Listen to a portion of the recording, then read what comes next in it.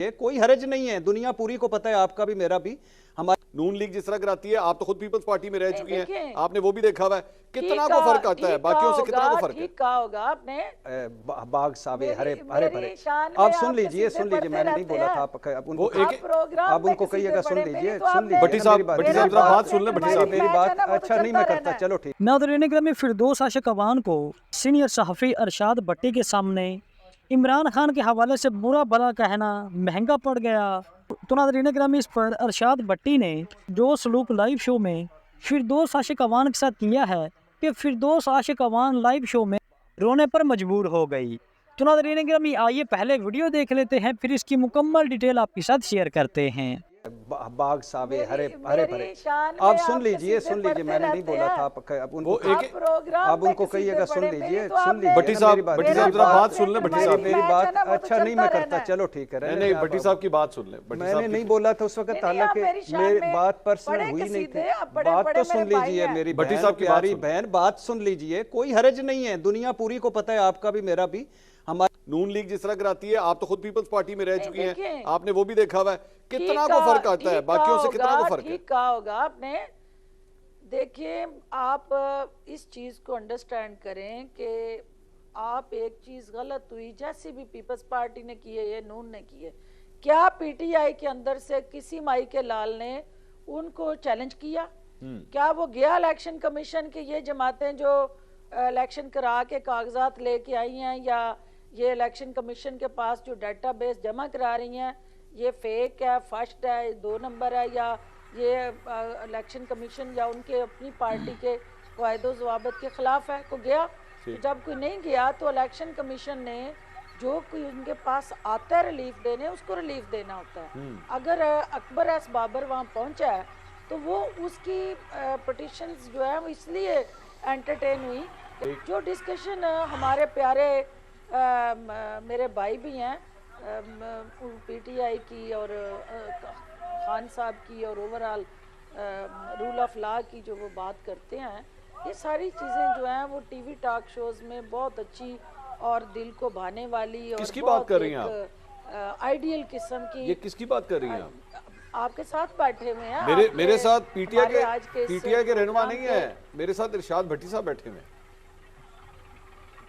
मैं इरशाद भट्टी साहब को कभी भी पीटीआई से माइनस नहीं कर सकती, और मैं ये समझती हूँ कि मेरा भाई जो है वो सहाफ़ी ज़रूर है, लेकिन उसके साथ साथ उसकी एक अपनी ज़ाती ख्वाहिशात, अरमान और कुछ ताल्लुक़ वास्ते और कुछ उनका है ना उस जमात के साथ लेना देना। तो वो जो बात करते हैं वो ठीक कह रहे हैं कि ये जमात जो है उसको इस वक्त जो है वो ज़मीन बोस है, तो इसको और ज़्यादा चित ना किया जाए। कि इरशाद भट्टी साहब को ये पता है कि जो सियासत के उस खेल के रूल्स हैं उसके अंदर फाउल की गुंजाइश किसी के पास भी नहीं होती, और जो फाउल करता है वो रेड कार्ड हो येलो कार्ड हो वो उसको देख के ग्राउंड से बाहर जाना पड़ता है।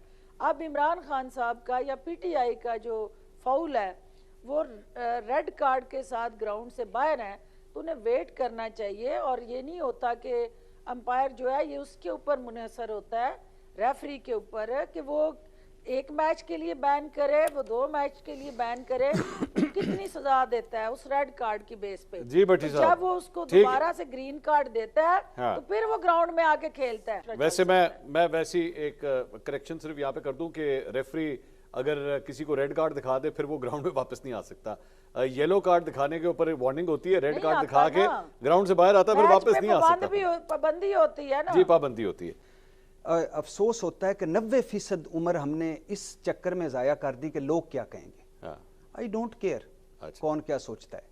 मैं जब तक हूँ, हाँ एक है कि मैं अल्लाह को जवाब दूँ, अपने ज़मीर को जवाब दूँ। उसमें अगर इमरान खान फिट होता है, I love to talk to him, मैं उसके साथ खड़ा हूँगा। इमरान खान जैसा कोई बंदा और आएगा, तब्दीली के नारे मारेगा, मैं उसके साथ खड़ा हूँगा। मैं इस मुल्क में तब्दीली चाहता हूँ। अच्छा। फिरदौस आशिक अवान साहबा की खुश नसीबी है जो मेरी बदनसीबी है कि मैं एट ए टाइम पहले परवेज़ मुशर्रफ साहब का तर्जमान, एशिया का सबसे बड़ा लीडर, फिर चौधरी शुजात के बाग सावे हरे हरे भरे। आप सुन लीजिए मैंने नहीं बोला था, आप उनको कहिएगा, सुन लीजिए भट्टी साहब जरा बात सुन ले। भट्टी साहब मेरी बात अच्छा नहीं मैं करता, चलो ठीक है, नहीं भट्टी साहब की बात सुन ले। मैंने नहीं बोला था उस वक्त, हालांकि मेरी बात पर्सनल हुई नहीं थी। बात तो सुन लीजिए मेरी भट्टी साहब की प्यारी बहन, बात सुन लीजिए, कोई हरज नहीं है, दुनिया पूरी को पता है, आपका भी मेरा भी, हमारी कोई वैल्यू नहीं है इन लफ्जों की। बात सुन लीजिए, परवेज मुशर्रफ जिंदाबाद, चौधरी शुजात जिंदाबाद, जरदारी साहब, बिलावल भुट्टो एशिया के सबसे बड़े लीडर जिंदाबाद, इमरान खान मुस्लिम उम्मा का सबसे बड़ा लीडर, बाकी सारे जोकर्स।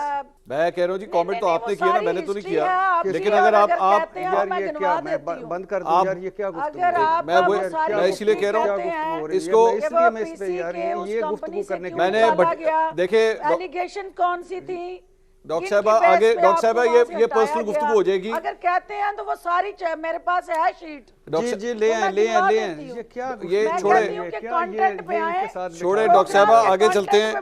डॉक्टर साहब मैं भी तो यही कह रहा हूँ, अब ये पर्सनल गुफ्तगू नहीं करनी चाहिए, आगे चलते हैं।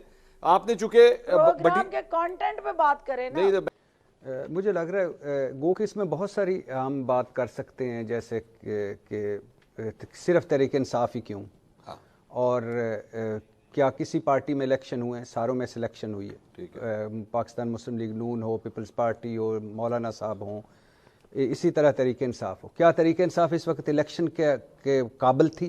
बिल्कुल भी नहीं थी। क्या तहरीक इंसाफ में कभी इलेक्शन हुए? तहरीक इंसाफ वाहिद जमात है जिसने इलेक्शन करवाने की कोशिश की लेकिन हुए नहीं, हर मरतबा मुतनाज़ हो गए। तो अब बल्ला ज़ाहिर है, एक अकबर एस बाबर साहब से बहुत सारे इख्तलाफात किए जा सकते हैं, बहुत सारे इस पे बात भी हो चुकी है कि अल्लाह बस दुआ करनी चाहिए कि दुश्मन ज़र्फ़ वाला दे, कि जब बंदा क्राइसिस में हो, गिरा पड़ा हो, उस वक्त कोई हमलावर हो तो वो एक होती है बात।